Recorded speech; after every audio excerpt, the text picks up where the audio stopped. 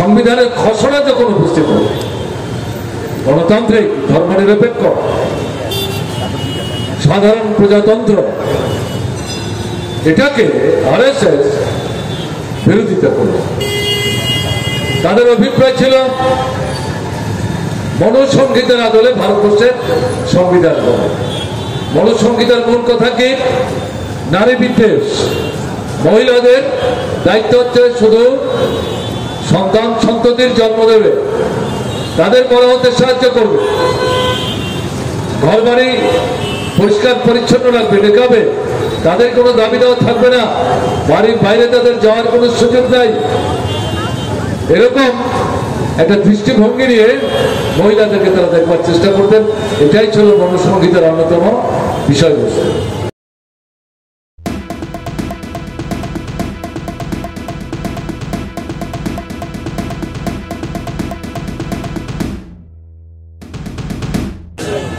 মঞ্চে আসেন বিশিষ্ট জনেরা, আপনারা যারা অনেকক্ষণ যাবৎ সমবেত হয়ে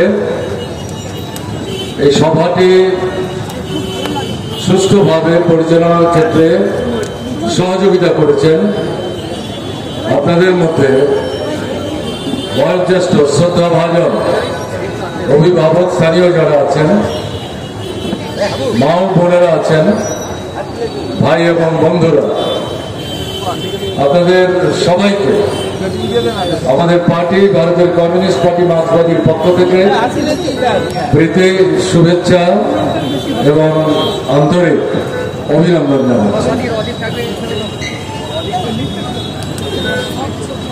এবারকার লোকসভা নির্বাচন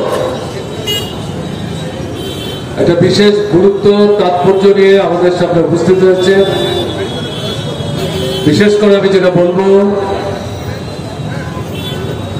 1977 সালে স্বাধীনতার পর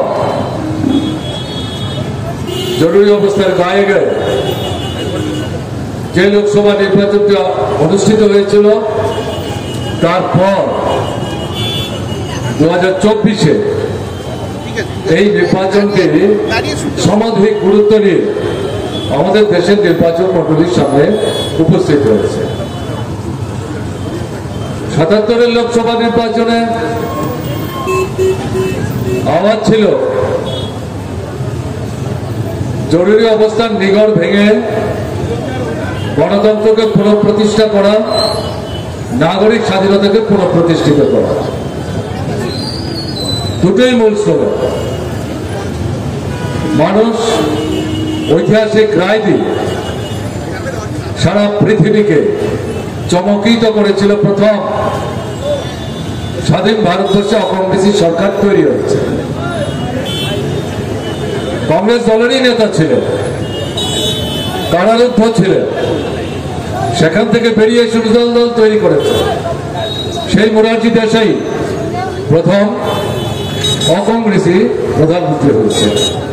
নূতন যারা, তারা অনেকে নাও জানতে পারেন, তার জন্য এই ঐতিহাসিক ঘটনা রেফারেন্স আমি এখানে উল্লেখ করলাম। এবারের যে নির্বাচন, এই নির্বাচন দেশ রক্ষার নির্বাচন, সংবিধান রক্ষার নির্বাচন।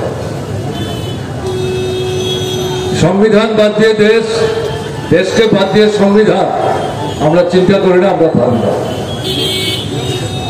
আমাদের দেশের সংবিধান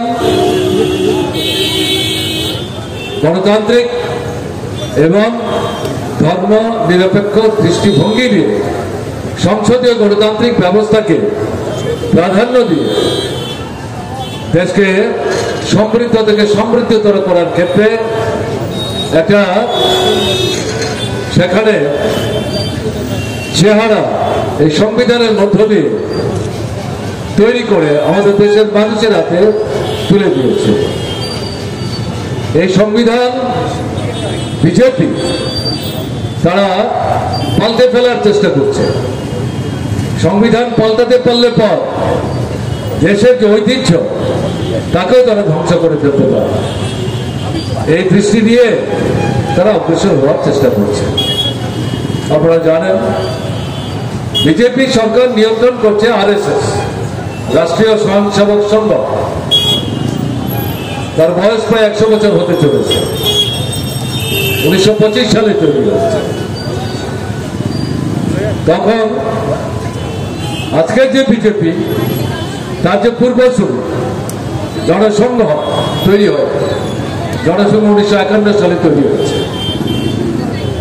আরএসএস দাসখত লিখে দিয়ে ব্রিটিশ সাম্রাজ্যবাদের পদলায়ন করেছে, স্বাধীনতা সংগ্রামের বিরোধিতা করেছে, স্বাধীনতা সংগ্রামের পিঠে ছুরি মারবার চেষ্টা করেছে। সমস্ত প্রতিকূলতাকে উপেক্ষা করে, ষড়যন্ত্রকে পদদলিত করে আমাদের দেশের মানুষ ঐক্যবদ্ধ সংগ্রামের আঘাতে বিজেপি ব্রিটিশ সাম্রাজ্যবাদকে পর্যদস্ত করে ভারত ছাড়া করতে বাধ্য করেছে।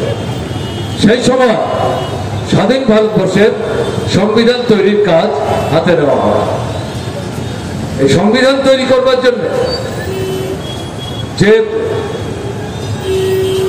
ইলেকটোরাল কলেজ তৈরি হয়েছে, তাতে বিভিন্ন রাজনৈতিক দলের প্রতিনিধিরা ছিল, আরএসএস তারাও প্রতিনিধিত্ব করেছে। কিন্তু সংবিধানের খসড়া যখন উপস্থিত হবে, গণতান্ত্রিক, ধর্মনিরপেক্ষ, সাধারণ প্রজাতন্ত্র, এটাকে আরএসএস বিরোধিতা করবে। তাদের অভিপ্রায় ছিল মনুসংহিতার আদলে ভারতবর্ষের সংবিধান হবে। মনুসংহিতার মূল কথা কি? নারী বিদ্বেষ। মহিলাদের দায়িত্ব হচ্ছে শুধু সন্তান সন্ততির জন্ম দেবে, তাদের বড় হতে সাহায্য করবে, ঘর বাড়ি পরিষ্কার পরিচ্ছন্ন রাখবে, রেখাবে, তাদের কোনো দাবি দেওয়া থাকবে না, বাড়ির বাইরে তাদের যাওয়ার কোনো সুযোগ নাই।